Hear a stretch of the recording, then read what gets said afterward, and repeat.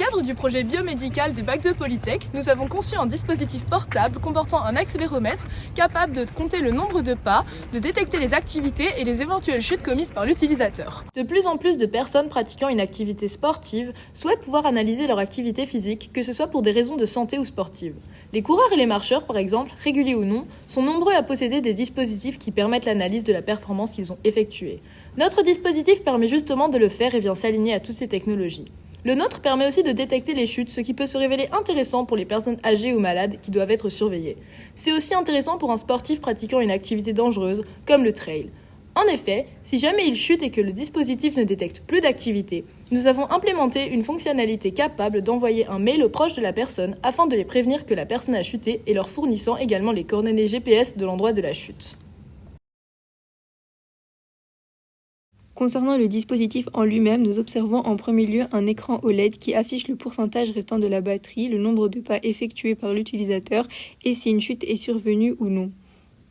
Ici, nous retrouvons un MPI 6050 qui correspond à un accéléromètre et un gyroscope. À côté de lui est placé le microcontrôleur ESP32 sur lequel est disposé un port USB-C permettant la recharge du dispositif. Il y a également la présence d'une carte SD qui permet d'enregistrer nos données. Nous observons le module GPS avec son antenne placée dans une encoche prévue à cet effet. Et enfin, la batterie du dispositif est située en dessous de la carte à circuit imprimée et également fixée dans son encoche. Pour allumer ou éteindre le dispositif, il suffit simplement d'actionner l'interrupteur. Ensuite, pour commencer à traiter les données, il faut déclencher le bouton Start.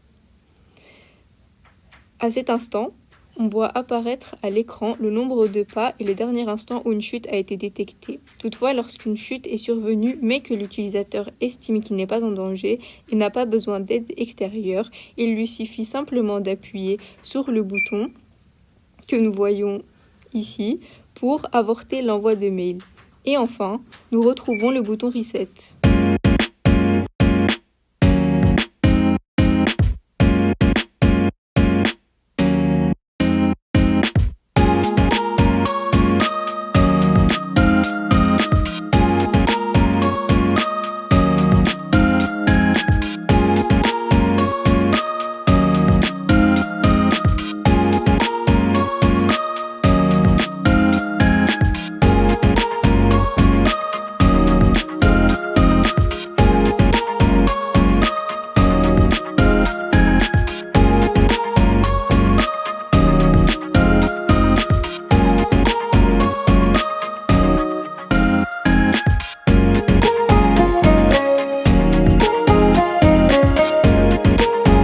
Les résultats de notre dispositif sont très concluants. Il est pratique, facile à porter et ajustable pour toute corpulence. Cependant, il comporte certaines limites, comme son autonomie qui n'est que de 40 minutes.